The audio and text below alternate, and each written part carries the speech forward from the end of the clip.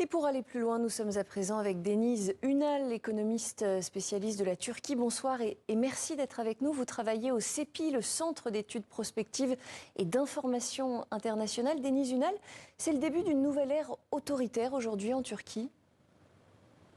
C'est une évolution dans l'autoritarisme en Turquie. Avant, sans doute, on avait un semblant de démocratie électorale, mais avec ce qui vient d'être fait, on n'a même plus ça. Et le pays semble aller vers un régime à l'instar de la Russie. Le maire d'Istanbul devait être investi aujourd'hui, on le disait, comme candidat de son parti pour la présidentielle 2028. Ça veut dire concrètement que son incarcération aujourd'hui n'est pas totalement un hasard du calendrier ? Non, je crois que c'est quelque chose qui a fait précipiter une organisation qui date d'il y a sans doute plusieurs mois, voire même au lendemain des élections de l'année dernière, le 31 mars en 2024, quand Ekrem İmamoğlu a remporté les élections municipales à Istanbul pour la seconde fois.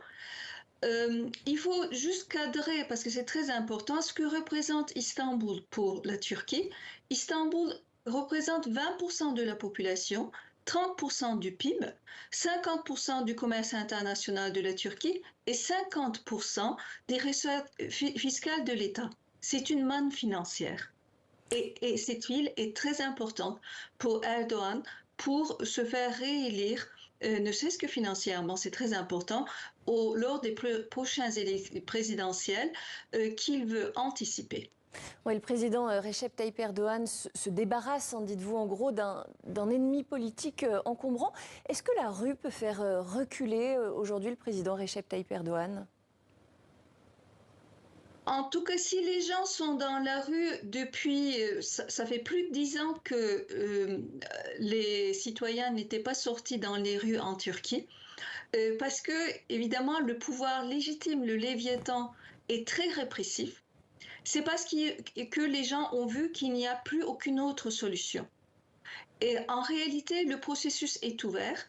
Aujourd'hui, c'est sûr, İmamoğlu va être élu non seulement par le vote interne au sein de son parti, CHP, comme candidat aux prochaines présidentielles, mais aussi il y a des dizaines de millions de personnes qui sont venues voter qui font pas partie de GHP, mais qui sont donc qui ont voté pour solidarité pour İmamoğlu, pour montrer qu'on ne laissera pas passer. Alors vers où on va?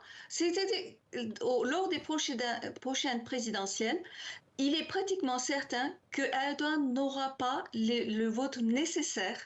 Mais est-ce qu'il y aura des prochaines présidentielles? La question sera là. La question est là. Alors, présidentielle pour l'instant prévue en 2028. Très concrètement, Deniz Ünal, si le maire d'Istanbul reste en prison d'ici à 2028, est-ce que son parti, le Parti républicain du peuple, est en mesure d'ici là de faire émerger un autre candidat ou M. İmamoğlu reste aujourd'hui la figure la plus populaire du parti ?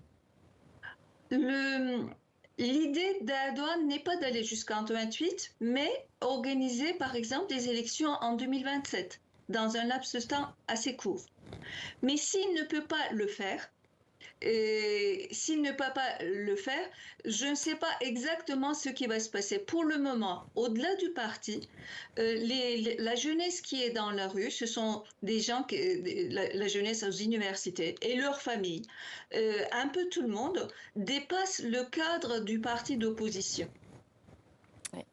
Effectivement, situation qui soulève en tout cas beaucoup de questions. Merci beaucoup, Deniz Ünal, spécialiste de la Turquie, économiste. Merci.